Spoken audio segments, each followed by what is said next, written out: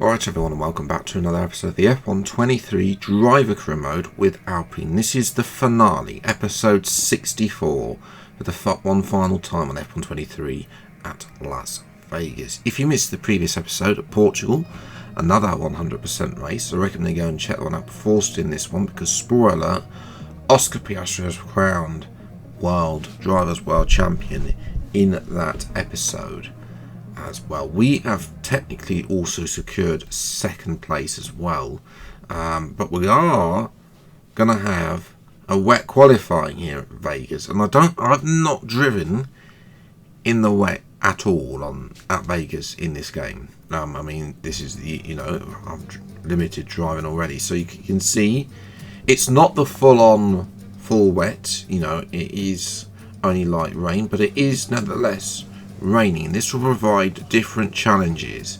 Now I'm going to show you what's like at the start of the session, because you'll see in a moment, but through this section is just whoever came up with this section, it's just a dreadful section.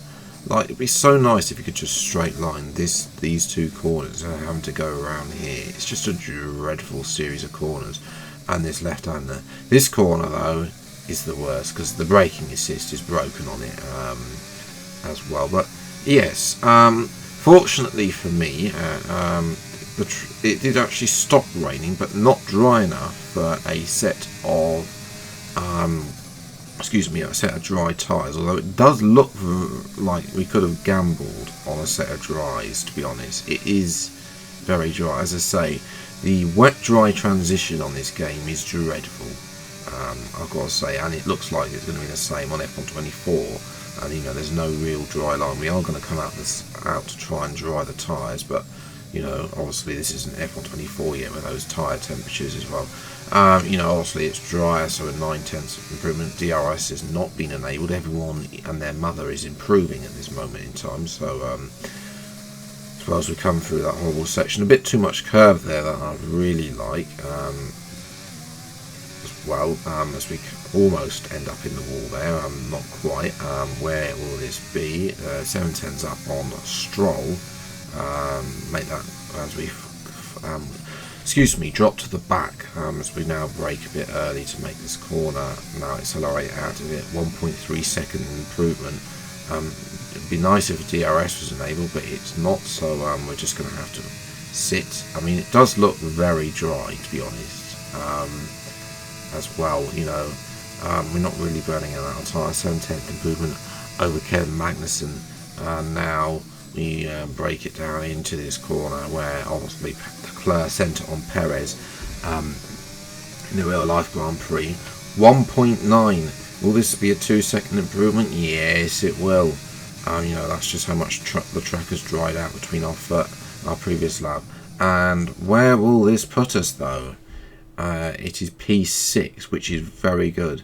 0.5 off. Russell takes pole ahead of Sainz. So yeah, we can work. This is definitely a good result. P6 as well. Drogovic has a 5-second penalty for blocking, so he'll be starting at the back. So yes, well, for one final time in this season, then it's time for the grid. It's time for the race for today's Las Vegas Grand Prix.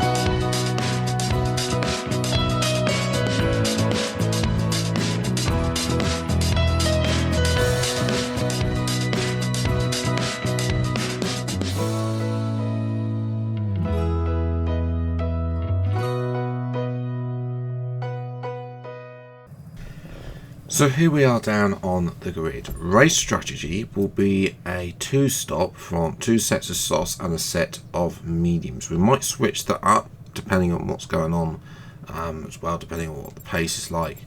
I don't know what the tyre wear as well, obviously factoring. We are going to lower the fuel minute, but not too much because, you know, Las Vegas is a very high rev one down the back straight. I'm sure we'll be maxing out there. 5 lights then for the Las Vegas Grand Prix, the final round in this career mode, and away we go.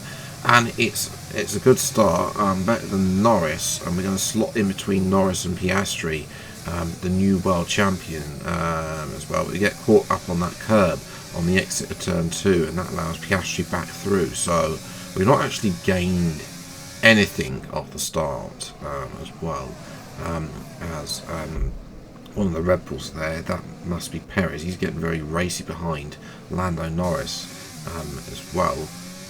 I don't really have pace, to be honest, but I think, you know, I've just seen it throughout this career mode. Oh, hang on, something's happened there. Virtual safety car deployed. What's happened here? It's on board with De Vries, who of course we won't be seeing anymore. It's just he's been an idiot, basically. He's understeered into the wall. That's going to actually be converted into a full safety car, as well. So yes, obviously not. It's only lap 2, so there's not really anything we can do. It's a bit too early with the strategy as well. We're going to get Piastri though on the restart, down the inside this time at turn 1 and up to P5. That's very good, crucial to make that move and not get stuck behind the new world champion, because McLaren have not had the best car recently, as well. Next up is Perez. We almost go into the back of Sergio Perez there. Luckily, no damage for us, as well. But then, of course, the top 4 start to run away. We need to try and get back in DRS, because DRS will be enabled on the next lap. A bit wide there, didn't want to go a bit wide, but there we are, as well. We have got plenty of DRS, and the top speed is good. Oh! Virtual safety car deployed. What on earth has happened here? So we're on board with Piastri, and he's lost his front wing. Oh, I didn't really realise that. I don't know if it was a bit of a glitch, because he didn't clip the wall, but the contact there, he said that he did look like he did hit the wall. It's only a virtual safety car though to pick up that bit of debris. Piastri has pitted for a new front wing, and we looks like we've got Sonoda almost out of DRS. If we can get in within the DRS of Perez, that would be good. But somebody who's hunting full Sonoda is our teammate Teo Pourchaire, down the inside, at the end of what is the big DRS straight. Pourchaire now is up into the position, as up at the front. Sainz versus Russell. This is for the race lead in the middle sector, and Sainz has got the move. So yeah, seeing a bit of racing there. We don't normally see racing there, but there we go. But of course, DRS is so powerful on this game. And obviously down that back straight, it is, you know, a monster. But Sainz has been able to defend from Russell. Mercedes isn't. You've seen the Mercedes engine hasn't been exactly the fastest on this game. And again, Russell is finding it hard to get past Carlos Sainz. So yeah, we're just chilling here, knowing that we are closing in. Now though, I think it's time we need to get past. Can we make this move around the outside again? Yes, this time we learned our lesson, not to get on that curve. We have the inside for the next corner, and Pourchaire will follow me through as well. So it's a double Alpine overtake there. Here's a replay of this. So I'm just trying to find it out the outside, avoid that red curve which drifted us wide at the start, and then Perez is off to camber and Pourchaire follows me through, as well. Pourchaire is actually a bit of an issue. He is rapid in this race. It's probably the last time I'm going to see him as well. And Norris has been forced out by Sainz. We're going to go side by side. Thank you very much, Carlos. And we're up to P3 as well. Can we have a look at Sainz? No, we have to lift off. Norris and Pourchaire are going side by side. We thought about diving down the inside, but I think better off it, as well as Norris and Pourchaire are having a go. And I think Pourchaire is going to follow me through on Norris as well. is round the outside as well, and he copies me through and gets the move done as well. So yeah, we're now caught up to Sainz and Russell, who are still squabbling for the lead, and then of course it's us two Alpines now. And at the final corner, we need to get Russell. It doesn't seem we're having very much luck with DRS. It's making that overtake down there, make that back straight. But we are going to have a go down the inside of turn 1, get in front of Russell, and try and find a bit of a barrier between myself and Porsche. And the safety car's being deployed. 2 safety cars and a VSC. It's only 12 laps. What on earth is going on? So, we're at the back as well. It's the 2 AlphaTauris going side by side. And there's contact. It's Drugovic. He's having it. Magnussen's not got DRS as well, and then obviously the Williams, Stroll's got DRS, and they're going through as well. Magnussen, being K-Mag, decides to come back, and Porsche just spins it, and there's Piastri, obviously lucky not to escape as well, and then he drives into Sargent, and of course the safety car's out to collect his front wing. Everyone will be coming into the pits as well. So yes, we're going to be going, and I'm going to switch it up. We're going to go on the for a set of mediums as well, and we're just going to extend this medium stint to compensate for the second soft stint. It doesn't look like anyone else's, but what a fantastic stop by the pit crew. We're out into the lead.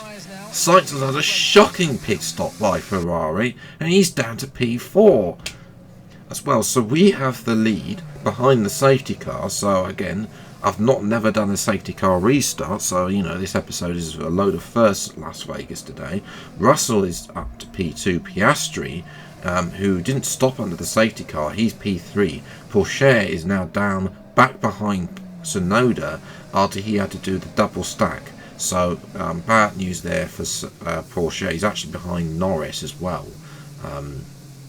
So the safety car comes in. I did think about doing an Alray restart, but we're not going to do that. As soon as we get round this corner, think about it, try and catch your napping, and away we go. As well, we actually have caught napping.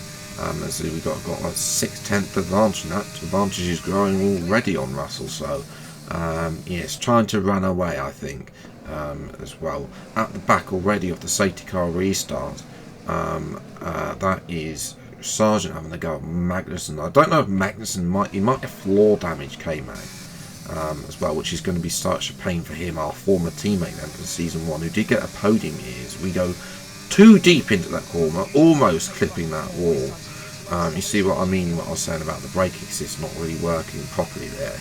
As well as Russell had a go at us, which one we were now going to try and defend the inside as well. We can get up to 221 mile an hour with ERS, so I think that's a good speed to defend against the Mercedes as well. Behind us we got Perez having to go down the inside of Carlos Sainz, and he's going to get the move done and up another position. A long way behind we've got Verstappen versus Albon. Albon has not had a great end to the season, neither has Verstappen really, as well as Perez been in there. You can see there's a few, there's a Haas car ahead of them, and Verstappen's going to make a nice move around the outside, but they're sort of at the back end of the top 10, as well as Russell has a go at us down that straight. That's where the AI seem to be strongest, but we're able to defend the inside there, as well as now Piastri, his tyres are starting to go off. Tsunoda is having a go at him round the outside of this corner. Can he make the move stick as well as he gets the better traction? And the answer is yes, he can. As well as Piastri there having to defend now from Sergio Perez. So Piastri is going backwards. Perez has a go at thinks about Tsunoda. Tsunoda closes the door off. So yes, as well. And now Piastri is going to try and come back as well.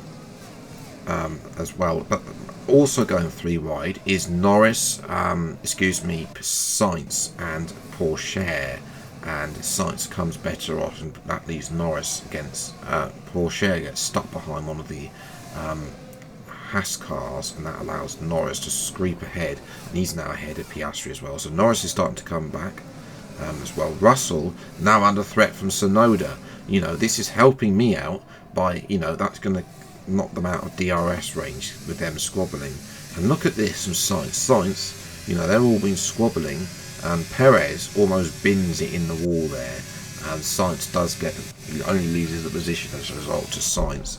And Sainz now, he's going to, it's three wide. He's sent it down the inside. Can he make the move work? No, he can't. As well, he's going to have poor traction out this corner, and Tsunoda's going to out traction him, and now he's going to be a sitting duck, and he's going to lose out to Perez and Russell. And all of this time, all of this squabbling that this lot are doing, and Perez is now in front of Tsunoda, all this swapping and changes to second place is allowing me to run away at this time on the mediums, I should point out, as well as Perez and Tsunoda are now battling in the middle of the track. They just need to, that you can see how I'm just now in the distance there as well. And again, they're still squabbling. This is costing them so much time as well. And Tsunoda there does get past Perez, but then pits, and they've all come out on another set of soft tyres. So they've made 2 stops already. They're doing a 3-stop race. So yeah, we have a huge advantage over the rest of the field, as that's Perez and Norris, both yet to make their second stop, presumably onto a set of soft tyres, but Norris is ahead of Perez, so we'll see where they all feature out.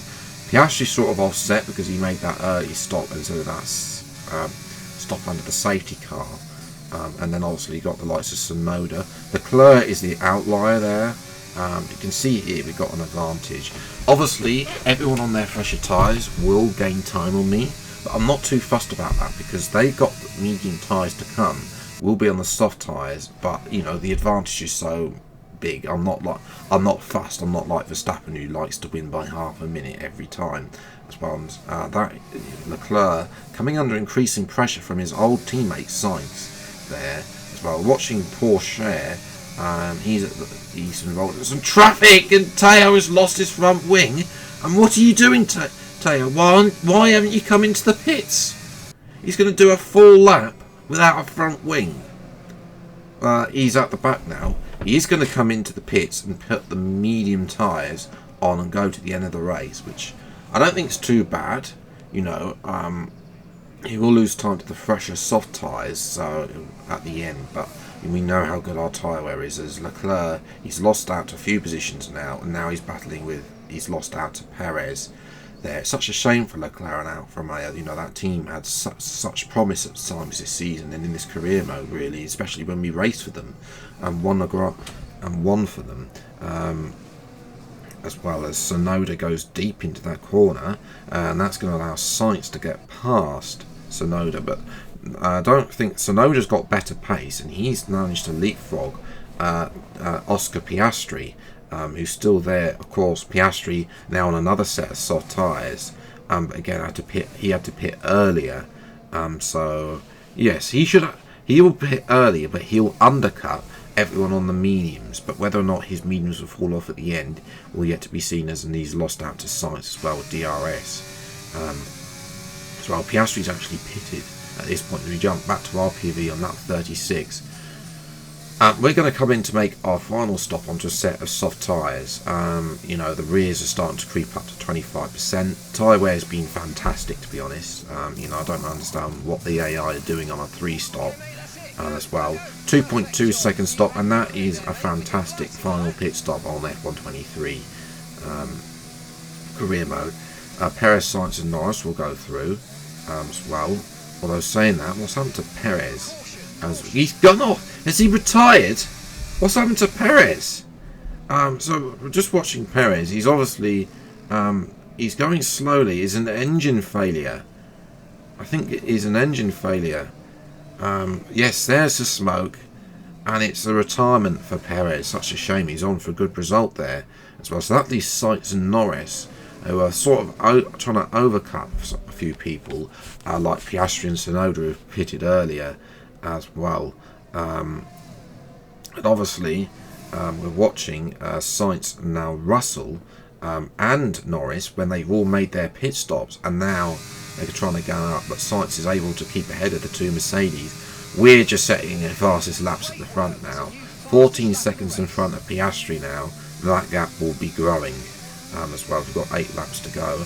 A little bit of entertainment for us. There's our former teammate Kevin Magnussen, the man who managed to beat us to a podium in season 1. Now we're lapping him in season 4, the finale as well. Tsunoda is coming under increasing pressure. This is for 3rd place. Can Sainz get a podium? You know, it's not been a great season for Ferrari, but it looks like Sainz is able to get ahead of Tsunoda as well. So we're watching also at the back a couple of drivers that we're not going to see on next year's game. That's Liam Lawson and Felipe Drugovich, because they're not an F2 in 2023 as well. As we round out of the final corner, this has been an utter display of dominance these final few races. It's another victory. Wow, there it is, mate, the checkered flag, and the checkered flag on the season as well. And what a season it's been. We've had our ups and downs, but you know what? I've really enjoyed working with you, and I hope we can do it again. Nice one, mate. See you back at the pits. It's been a roller coaster season then, but they can go into the winter with their heads held high after an emphatic victory here today. A show-stopping performance from the 3 drivers approaching the podium right now. It's been an interesting Grand Prix, that's for sure. I think that's the proper way to round out this series, with a display of dominance. You know, we were dominant for Ferrari. It's just a shame that we couldn't catch that man standing on my right there, Oscar Piastri. You know, it was a late charge to win all the final 4 races, as the car just came to me. You know, McLaren sort of, they sort of maxed out their car and started to be outperformed by some of the other teams. A late showing there from Carlos Sainz and Ferrari, finally showing what they've got really to recover that lost performance between seasons 3 and 4. But yes, I mean, I don't think I've ever won by such, well, I have probably won by such a margin before, but only by like Teo in the end. Fair play to him coming back to get P10 after being last at some point, denying the Hasses and the Alphas a vital point there as well. So in the end, Piastri only wins by 28 points, which I don't think is too bad. The fact of the matter is, we didn't score in the first 2 races, so yes, I think it's a valiant effort there. Porsche as well, a couple of podiums for him. Obviously it's his debut season, so he would have grown into this series. But yeah, it's a goodbye to some of the drivers on the grid, like Porsche, Lawson and Drogovic, we won't be, and De Vries as well, we won't be seeing in F124's career mode as well. In terms of the constructors, we solidified P2 a long time ago. McLaren way out in front, really, with their early dominance, really, there as well.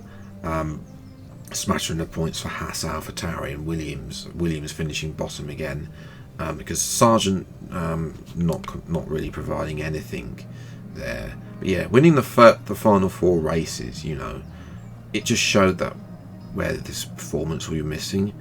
And, you know, perhaps hindsight, Singapore, Japan as well, those were 2 races that I think the championship was lost at. You know, because Piastri obviously retired at Singapore. He didn't have great races at Brazil and Portugal, but, you know, obviously came through in the end to win his first World Championship, even though obviously we won 7 Grand Prix this season, and he only won 6, so yes, that is where the point, you know, is where it is. We are obviously pretty dominant, but everyone, that is it for this career mode. I really hope you have enjoyed this series. It's been a pleasure bringing you this career mode obviously on the road to Ferrari. We got Ferrari their first World Championship since 2007. Drivers' World Championship, obviously Lewis Hamilton will hopefully be looking to follow in my footsteps when he joins Moose Ferrari in next year in 2025. I will be back on F1 24 with some more driver career mode. There'll be an update video and details about that later next week, because we have the Imola F1 24 mod video, and that'll be the final video. There'll be a few shorts, I will admit, that are coming as well, but other than that, those two will be the only videos between now and F1 24 coming out as well. So yes, make sure you get subscribed to see F1 24's career mode. Something slightly different, because obviously we've got you'll be seeing more driver career mode than what you've seen on F1 23. The likes of Ara and Tim at Marlix definitely switching from my team, because no updates have been made to my team really. As well, I will be driving myself still in that career mode, and it will be another Road 2, but I'm going to leave that there. Yes, details about which team will be doing a Road 2 will be revealed shortly, but just for those who have stayed to the end of the video, it's not one we've done before as well. Now I'm going to end, obviously it's the end of the series. I just need to show you this 10,000 miles driven as well. I do need to look at this. Obviously it's not been the dominant display that we had on F1 22, winning 4 championships, only 5 pole positions, which I think is less than last year, but the average grid has improved, which I don't think is too bad. You know, yeah, 10,000 miles, 2,500 laps. That is some impressive stats. Let me know your stats from F1 23's career mode in the comments below. But that, ladies and gentlemen, is where I'm going to leave it. If you have enjoyed, leave a like, subscribe, and new to the channel. See plenty more F1 23 and F1 24 driver career mode videos as when they come out. Until the next video, I'll see you next time. Take care, enjoy your day, and goodbye.